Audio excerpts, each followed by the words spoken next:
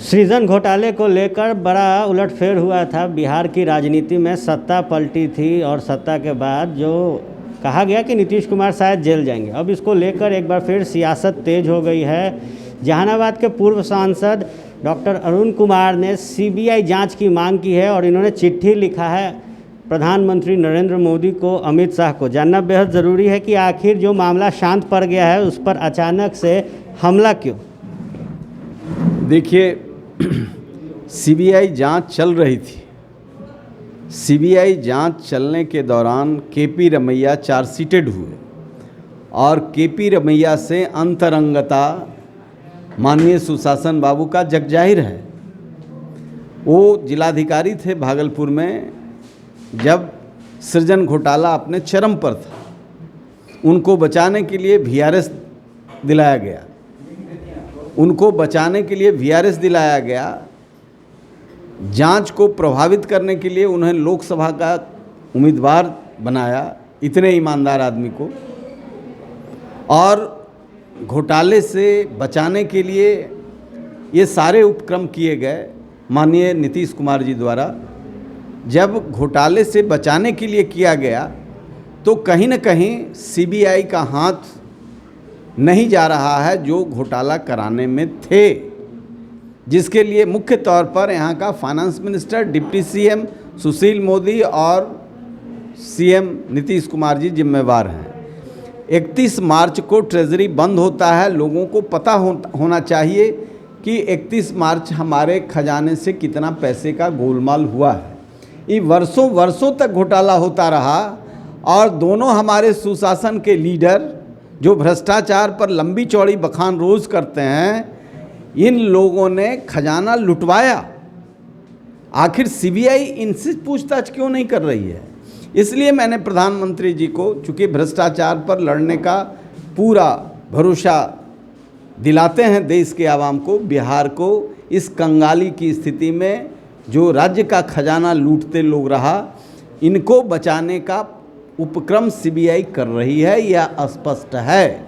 इसलिए प्रधानमंत्री जी और महामहिम राष्ट्रपति जी को पत्र लिख करके मैंने अनुरोध किया है कि प्राइमा फेसी केस स्पष्ट तौर पर फाइनेंस मिनिस्टर जो डिप्टी सीएम भी हैं सुशील मोदी जी और माननीय सुशासन बाबू नीतीश कुमार जी जो सीएम हैं, जिनकी अंतरंगता चार्जशीटेड केपी रमैया से रहा है, चुनाव लड़ाया, चुनाव हारने के बाद सरकार के एक बहुत जिम्मेवार पद पर पुनः स्थापित किया गया, लैंड ट्रिब्यूनल का मेंबर बनाया गया। तो ऐसे जिम्मेवार पदों पर रख करके सीबीआई को भी प्रभावित करने की पूरी कोशिश की गई, लेकिन इतना बड़ा घोटाला था कि इसको बचाना संभव नहीं था। तो अफसरों की बलि दी गई है और जिनके लिए भ्रष्टाचार किया गया, जिनके संरक्षण में इन रसूखदार लोगों ने भ्रष्टाचार को अंजाम दिया, इनको क्यों बचाया जा रहा है, ये प्रधानमंत्री जी से मेरा खुला पत्र है, जो आज प्रेस को भी मैंने पत्र जाहिर किया है और उन्हें भी रजिस्टर्ड पोस्ट से भेजने का काम किया है। हमें उम्मीद है कि खजाने की इस लूट को बचाने के लिए कोई भी बड़ा से बड़ा आदमी कहते हैं कि न खाने देंगे न खाएंगे न खाने देंगे, तो खा तो नहीं रहे हैं लेकिन खाने दे रहे हैं भाई तौर पर, उन्हीं की सरकार है। कोरोना काल में बिहार में बहुत सारी घोषणाएं हुई हैं, ऐसे में अब 16 जुलाई से लेकर 31 जुलाई तक लॉकडाउन किया गया। भाई, कोरोना में लॉकडाउन तो प्रिपरेशन के लिए होता है कि हाँ कुछ तैयारी हो। सरकार का तो खजाना लूटा हुआ है। जब कोटा में बाहर लोग फंसे हुए थे तो वित्त मंत्री ने कहा हमारे पास कुछ नहीं है, हम लूट गए हैं। तो इन्हीं लोगों ने लुटवाया है। ये चिल्ला चिल्ला करके अखबारों को कहा हम बस दे सकते न ट्रेन दे सकते।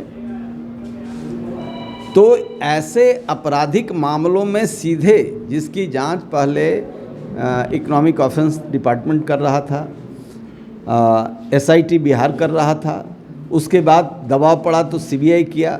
सीबीआई ने 18 लोगों पर चार्जशीट किया है और मुख्य केपी रमैया पर भी हुआ है, जो सबसे अंतरंग व्यक्ति थे, जिनको राजनीतिक संरक्षण बराबर मिलता रहा है।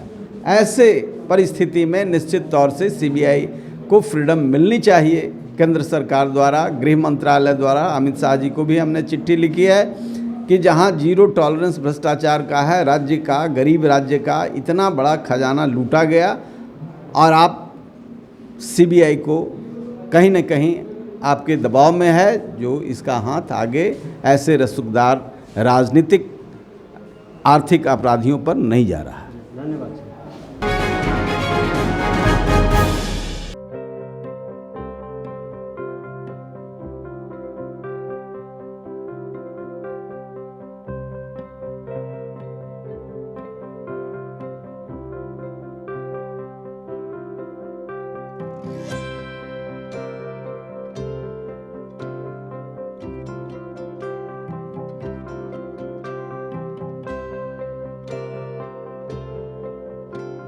एक जिंदगी बचाने वाले को हीरो कहते हैं और 1000 जिंदगी बचाने वाले को हेल्थ केयर वर्कर।